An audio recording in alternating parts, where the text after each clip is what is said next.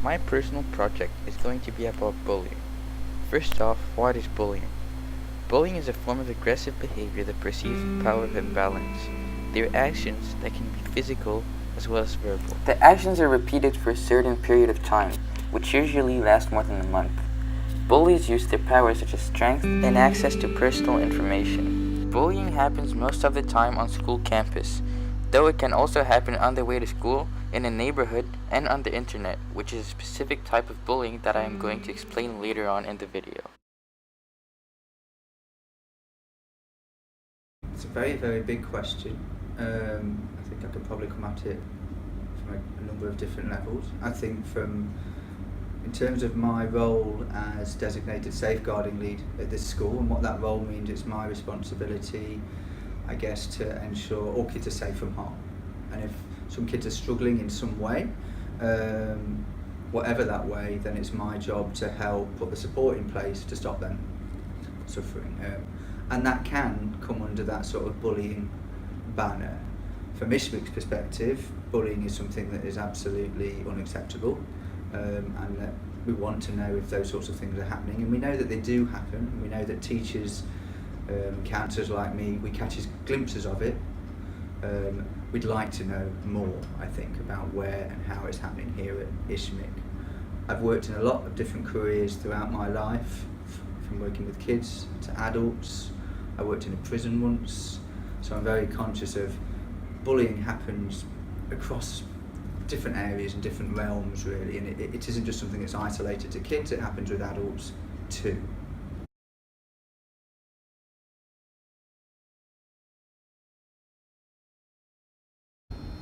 When there's a case of bullying, well, every case is a little bit different from other cases. Yeah. But the first thing I want to do is I want to talk with a student who's involved, who has perhaps been the target of bullying, Right. and I would like them to tell me what their story is. Sometimes students can be very upset when they start to tell their story, so I get them to kind of calm down.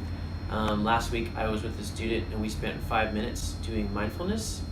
Mindful breathing. He didn't say a word. We sat next to each other, just quietly calmed down. And then once he felt comfortable, telling what happened. So then I figure out what the student has to say. I usually take notes to try to make sure I understand exactly what they said, especially if any other students or names are involved. And then I will repeat back to the student what they told me, what the story is from their point of view, and then I will investigate after that next steps. There are different types of bullying. There is verbal bullying, which includes teasing, taunting, threatening, as well as insulting. There is physical bullying, which includes spitting, hitting or kicking, breaking someone's property, or making mean or rude hand gestures. Social bullying includes embarrassing or making fun of someone else. Cyberbullying is both verbal and social bullying, but is done from a screen rather than face to face.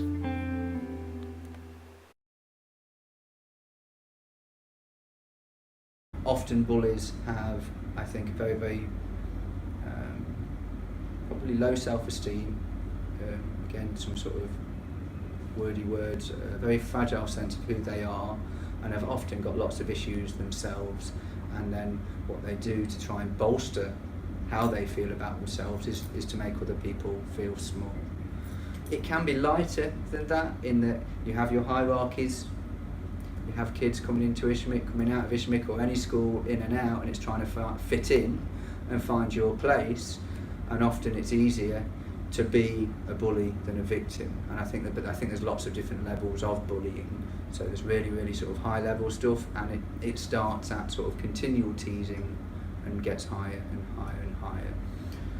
One thing is that I think is if you try and understand and help the bully, that isn't the same as justifying their actions, and that's something really, really important. You've got to help them understand why they are doing these things and why they are hurting others to help them change. So with a bully, you need boundary and discipline, because it's not okay, but you also need to help them and support them as well so that they can change.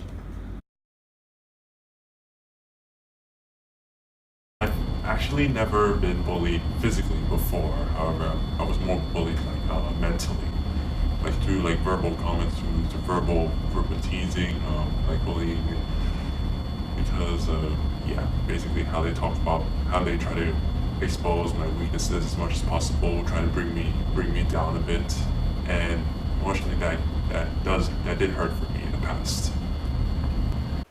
Bullying can affect a lot of people.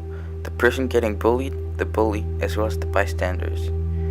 Kids who are bullied fall into depression and anxiety most of the time. The decrease in academic achievement is also an issue, as their grades decrease due to the fact that they lose interest in everything.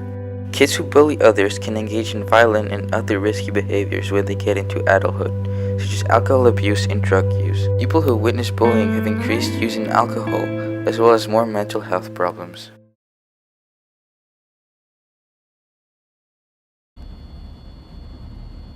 When it did affect me, it also affected everyone else who was around me and my friends, my family members, because they do care about me. They do care about like who I am, because they want me as a friend, or as my mother, father, or brother, sister. They want me to be happy. They want me to be strong.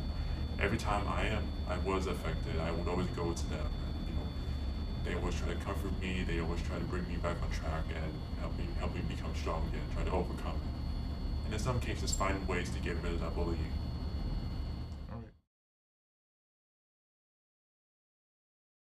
I would say a student comes forward to me with an issue of bullying that they think is bullying. I would say about maybe one per week. Now, of those situations, I would say at least half of them really aren't bullying. They're a situation that involves two people making poor choices, including the person who's reporting the bullying.